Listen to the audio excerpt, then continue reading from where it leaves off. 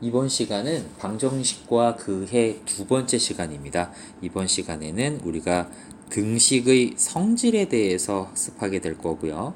그리고 이것을 이용해서 방정식을 어떻게 푸는가, 방정식의 풀이 방법도 배울 거예요. 그리고 새로운 개념인 이항이라고 하는 개념까지 모두 학습해 보도록 하겠습니다. 자, 먼저 등식을 대해서 얘기를 해보면, 등식은 우리가 등호가 포함되어 있는 식을 등식이라고 한다고 지난 시간에 배웠죠. 그리고 등식의 성질은 총 4가지가 있는데요. 4가지. 자, 순서대로 보도록 하겠습니다.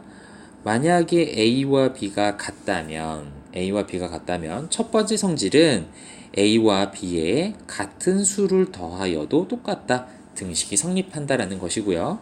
두 번째는 같은 수를 빼도 등식이 성립한다. 그리고 세 번째, 같은 수를 곱하여도 등식이 성립한다. 그리고 마지막 네 번째, 우리가 0이 아닌 수로 나눈다면 그대로 등식은 성립한다 라는 거죠. 네 번째, 0이 아닌 수로 나누어야 돼요. 우리는 0으로 나눌 수가 없기 때문에 0이 아닌 수로 나눈다면 성립한다. 즉, 두 수가 같다면 거기에 똑같은 수를 더하거나 빼거나 곱하거나 나누어도 등식은 성립한다는 거예요. 자, 그러면 이걸 가지고 어떻게 방정식을 풀 수 있느냐? 자, 간단한 예를 들어볼게요.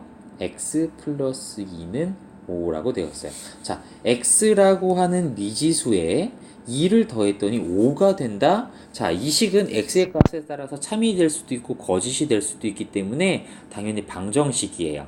자, 그렇다면 우리가 초등학교 때 배웠던 것처럼 네모에 2를 더했더니 5가 되었다. 이게 얼마가 될까? 3이 되는구나 라고 하는 걸 초등학교 때 배웠지만 우리는 등식의 성질을 한번 이용해 보도록 하겠습니다.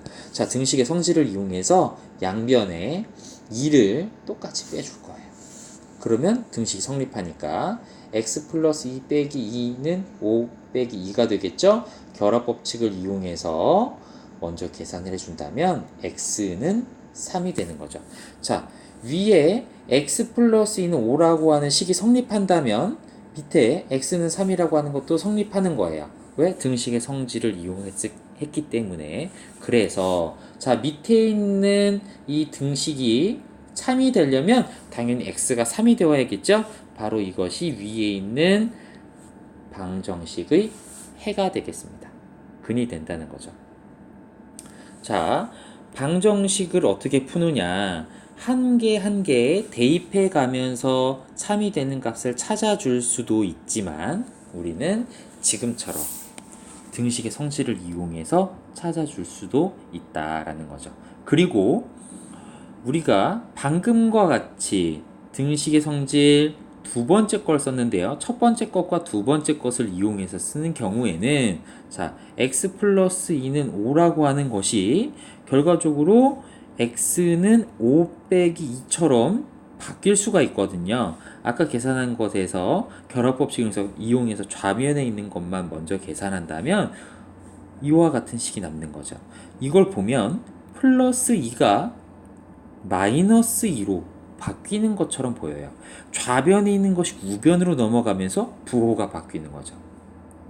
다른 것, 만약에 x-2는 5였다라고 하면 우리는 첫 번째 등식의 성질을 이용해서 x-2 플러스 2는 5 플러스 2가 되겠고요. 결합법칙을 이용해서 먼저 계산해 준다면 x는 5 플러스 2. 지금도 좌변에 있는 마이너스 2가 우변에 플러스 2로 바뀐다는 걸 확인해 볼 수 있어요. 우리는 이것을 이항이라고 얘기를 해요. 덧셈 또는 뺄셈으로 이루어진 항을 좌변에서 우변으로 혹은 우변에서 좌변으로 옮겼을 때 부호가 바뀐다. 이것을 우리는 이항이라고 얘기합니다. 자, 이번 시간에 등식의 성질과 그것을 이용해서 방정식을 푸는 방법, 그리고 이항이라는 개념까지 모두 배워왔습니다. 앞으로 충분히 연습해서 방정식을 쉽게 풀 수 있을 때까지 더 많이 연습하길 바랍니다.